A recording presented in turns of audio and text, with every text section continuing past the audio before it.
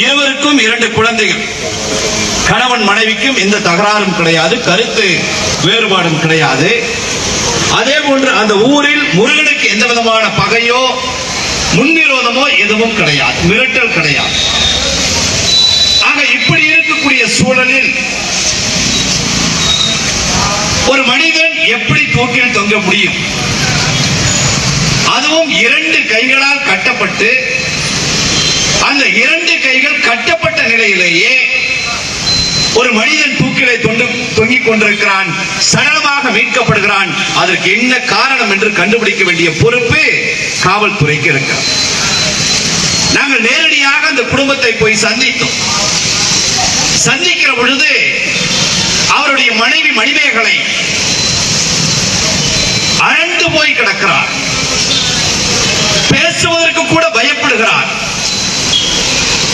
அதையும் மீறி நீங்கள் எல்லாம் என்னை வந்து பார்த்தால் நான் தற்கொலை செய்து கொள்வேன், அதுவும் சும்மாக இல்லை, நீங்கள் எல்லாம் வந்து கேட்டதனால் நான் தற்கொலை செய்து கொள்வேன் என்று எழுதி வைத்து விட்டு தற்கொலை செய்வதாக கூறுகிறார். ஊரில் இருக்கிற பக்கத்து வீட்டுக்காரர்கள் எல்லாம் போய் பார்க்கிறோம்.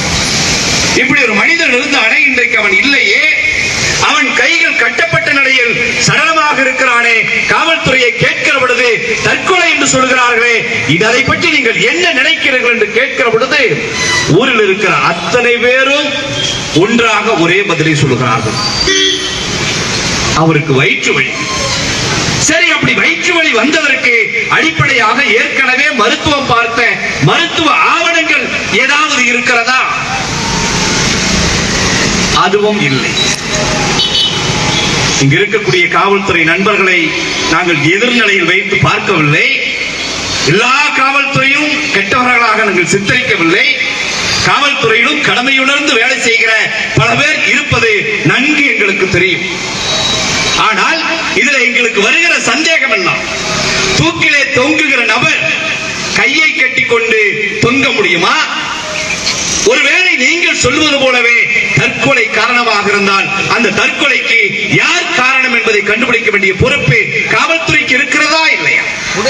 எங்களுடைய சந்தேகங்கள் எல்லாம் பட்டியல் போடுகிறோம். ஏற்கனவே கொள்ளைகால் பாளையத்தினுடைய முன்னாள் ஊராட்சி தலைவர் பழனிசாமி அவர்களுடைய மகன் அரி அவருடைய தோட்டத்திலே மணிமேகலை வேலை செய்கிறார்.